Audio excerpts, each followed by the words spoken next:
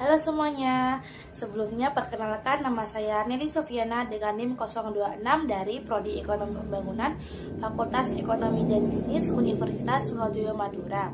Di sini saya akan membuat video belajar tentang Program Pemulihan Ekonomi Nasional atau PEN dalam perspektif New Keynesian untuk memenuhi tugas UAS saya di sejarah pemikiran ekonomi yang diampu oleh Bapak Dr. Sutekno SEMM. Nah, pertama-tama kita perlu tahu apa itu Program Pemulihan Ekonomi Nasional atau PEN. Nah, Program Pemulihan Ekonomi Nasional atau PEN ini adalah salah satu inisiatif pemerintah Indonesia untuk menanggulangi dampak ekonomi yang ditimbulkan oleh adanya COVID-19. Pandemi tersebut telah memicu perlambatan ekonomi, peningkatan angka pengangguran, serta penurunan daya beli masyarakat.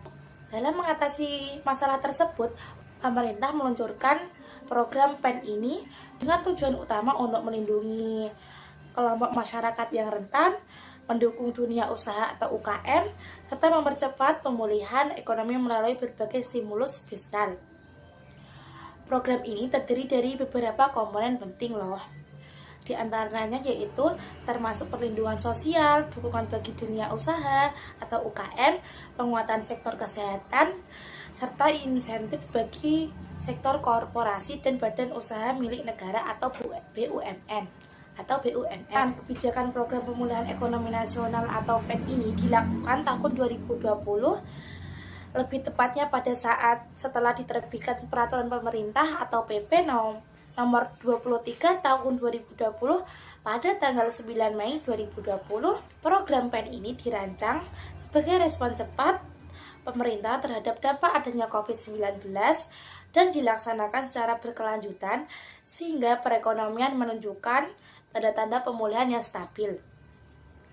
Nah, pada tahun 2020 pemerintah mengalokasikan anggaran sebesar 695,2 triliun untuk program PEN ini. Nah, dengan rincian yang pertama itu untuk sektor kesehatan dengan alokasi 87,55 triliun. Untuk menangani COVID-19 ini perlu mengadakan alat kesehatan yang diantaranya yaitu APD dan ventilator. Insentif dan satuan tenaga medis, peningkatan kapasitas rumah sakit, rujukan, serta pengadaan vaksin. Yang kedua yaitu untuk perlindungan sosial. Dengan alokasi anggaran 203,90 triliun, bantuan sosial seperti Keluarga Harapan atau PKH, kartu sembako, bantuan langsung tunai atau BLT, terus kemudian bantuan dana desa, bantuan sosial tunai, diskon dan pembebasan tarif listrik, serta program kartu prakerja untuk masyarakat terdampak pandemi. Yang ketiga yaitu untuk dukungan UMKM, di mana anggaran tersebut 123,6 triliun. Subsidi bunga kredit UMKM, penghematan dana pemerintah di bank untuk rekrutasi kredit, penjaminan kredit modal kerja, serta bantuan produk usaha mikro atau BPUM. Yang keempat yaitu pembiayaan korporasi dengan alokasi anggaran 53,57 triliun. Anggaran tersebut digunakan untuk mendukung perusahaan berskala besar yang terdampak COVID-19, termasuk melalui skema investasi pemerintah, agar nantinya bisa beroperasi dan tidak terjadi PHK besar-besaran. Yang kelima yaitu untuk insentif usaha dengan alokasi anggaran sebesar 120,61 triliun. Anggaran tersebut digunakan untuk relaksasi pajak seperti PPh 21 ditanggung oleh pemerintah, pembebasan PPh 2020, pembebasan PPh 22 impor, pengurangan PPh 25, percepatan restitusi PPN untuk membantu arus kas dunia usaha. Yang keenam, untuk sektoral dan Pemda, di mana anggaran tersebut berjumlah 106,11 triliun. Anggaran tersebut digunakan untuk dukungan belanja kementerian atau lembaga dan pemerintah daerah, termasuk program padat karya, infrastruktur dasar, dan program tahun 2020. Kebijakan mulai diterapkan dalam bentuk program nyata seperti pemberian bantuan sosial, yaitu bansos dan subsidi upah. 2021 sampai tahun 2022, kebijakan PEN ini diperluas, di mana mencakup program vaksinasi massal, insentif perpajakan, dukungan sektor kesehatan, dan penguatan di sektor usaha besar dan kecil. Pada tahun 2023, PEN mulai dikurangi skalanya, yang nantinya akan bergeser ke arah reformasi ekonomi. Nah, untuk menangani kasus PEN ini ada beberapa landasan hukumnya, di antaranya yaitu Perpu nomor 1 tahun 2020, di mana kebijakan keuangan dan stabilisasi sistem keuangan untuk penanganan pandemi COVID-19 menjadi dasar awal pelaksanaan program. Yang kedua, Undang-Undang nomor 2 tahun 2020, di mana menjadi undang-undang yang memberikan kekuatan hukum yang lebih kuat bagi program PEN. Yang ketiga yaitu Peraturan Pemerintah nomor 23 tahun 2020, di mana mengatur pelaksanaan program pemulihan ekonomi nasional ini dalam rangka mendukung kebijakan keuangan negara untuk penanganan pandemi. Yang keempat yaitu PMK nomor 104 PMK 05A 2020, yaitu mengatur mekanisme pelaksanaan program PEN secara lebih teknis dan operasional. Nah, tujuan dan masalah program pemulihan ekonomi nasional ini ada beberapa. Yang pertama yaitu melindungi, mempertahankan, dan meningkatkan kemampuan ekonomi para pelaku usaha, terutama UMKM, dalam menjalankan usahanya selama dan setelah pandemi COVID-19. Yang kedua yaitu menjaga stabilisasi sistem keuangan dan menjaga krisis ekonomi yang lebih dalam. Yang ketiga yaitu meningkatkan daya beli masyarakat dan mempercepat pemulihan konsumsi domestik.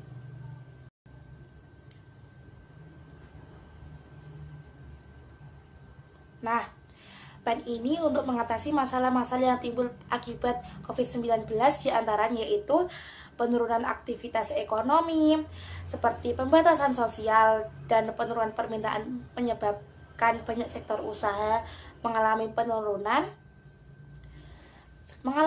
pendapatan dan bahkan terhenti beroperasi, sehingga pertumbuhan ekonomi nasional terkontraksi tajam. Yang kedua yaitu meningkatkan pengangguran dan kemiskinan, di mana banyak perusahaan mengalami PHK besar-besaran atau merumahkan karyawan, yang bisa menyebabkan lonjakan angka pengangguran dan bertambahnya jumlah penduduk yang miskin. Yang ketiga yaitu menurunnya daya beli masyarakat. Berkurangnya pendapatan masyarakat akibat pandemi membuat konsumsi rumah tangga, yang merupakan motor utama ekonomi, menurun sangat drastis. Yang keempat yaitu terganggunya sektor usaha khususnya UMKM. Yang kelima, tekanan terhadap stabilisasi sistem keuangan dengan banyaknya macet dan penurunnya kualitas aset perbankan. Sistem keuangan nasional berada di bawah tekanan. Di sini saya akan mengaitkan PEN dengan teori New Keynesian. Pertama-tama saya akan menjelaskan dulu apa Neo Keynesian. Teori Neo Keynesian adalah aliran dalam ekonomi yang menggabungkan ide-ide Keynesian klasik yang menekankan peran besar pemerintah dalam mengatasi krisis dengan konsep pasar modern seperti harga dan upah yang kaku. Nah, dalam teori Neo-Keynesian, pasar tidak selalu dapat menyesuaikan diri secara cepat karena adanya kekakuan harga, upah, dan ekspektasi. Pemerintah harus campur tangan, aktif mendorong permintaan agregat dengan kebijakan fiskal dan moneter. Stimulus fiskal besar-besaran seperti belanja pemerintah, subsidi, insentif pajak diperlukan untuk menggerakkan perekonomian dalam masa krisis. Nah, kaitannya PEN dengan teori ini adalah Pemerintah Indonesia melakukan investasi aktif dengan meningkatkan belanja negara seperti defisit APBN membengkak hingga lebih dari 6% PDB tahun 2020. Dilakukan stimulus fiskal untuk mendorong adanya permintaan masyarakat seperti diberikan bansos, subsidi, dan UMKM disuntik dana agar tetap berproduksi. Pemerintah tidak membiarkan mekanisme pasar berjalan sendiri, karena kalau dibiarkan konsumsi, investasi, dan produksi bisa jatuh terlalu dalam yang bisa menyebabkan adanya resesi berkepanjangan.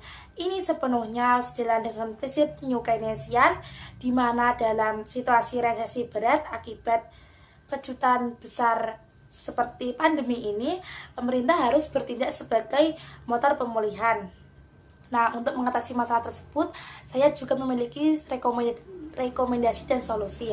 Pertama-tama yaitu pemerintah telah memberikan bantuan sosial langsung pada masyarakat yang terdampak berupa bantuan tunai, sembako, dan program kartu prakerja.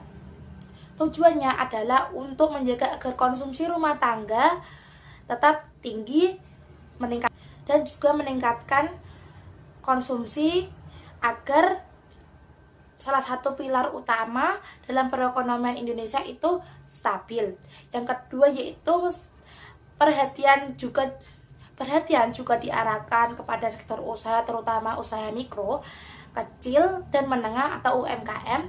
Untuk melindungi pelaku usaha kecil, pemerintah memberikan subsidi berupa pinjaman, bantuan modal kerja, dan relaksasi kredit. Upaya ini sangat penting agar usaha kecil nantinya dapat bertahan dan tidak terpaksa tutup selama masa pandemi tersebut. Selain itu, pemerintah juga menawarkan insentif fiskal dan keringanan pajak kepada dunia usaha. Langkah ini diharapkan dapat membantu mereka menjaga arus kas dan pemeliharaan tenaga kerja yang sudah ada, sehingga dapat mencegah terjadinya lonjakan pengangguran akibat PHK. Yang terakhir yaitu terdapat peningkatan belanja negara di sektor kesehatan dan infrastruktur. Ini mencakup pengadaan alat kesehatan, program vaksinasi, serta pembangunan proyek-proyek padat karya. Strategi ini tidak hanya bertujuan untuk mengatasi krisis kesehatan, tapi juga menciptakan lapangan kerja baru. Nah, kesimpulannya dapat saya ambil dari yang telah saya bacakan adalah program pemulihan ekonomi atau PEN yang diluncurkan pada tahun 2020 merupakan upaya signifikan dari pemerintah untuk menjaga kestabilan ekonomi di tengah situasi pandemi. Secara konseptual, program ini sejalan dengan pandemi krisis modern yang mengandalkan intervensi aktif pemerintah untuk mempertahankan permintaan agregat serta lapangan kerja. Namun, dalam pelaksanaannya tantangan terkait transparansi dan tata kelola menjadi faktor kunci dalam penilaian efektivitas program ini. Oleh karena itu, evaluasi menyeluruh dan perbaikan sistem di masa mendatang sangatlah penting agar program-program ini dapat dilaksanakan dengan lebih tepat guna, sasarannya lebih jelas dan berkelanjutan. Sekian yang dapat saya sampaikan, kurang lebih mohon maaf. Wassalamualaikum warahmatullahi wabarakatuh.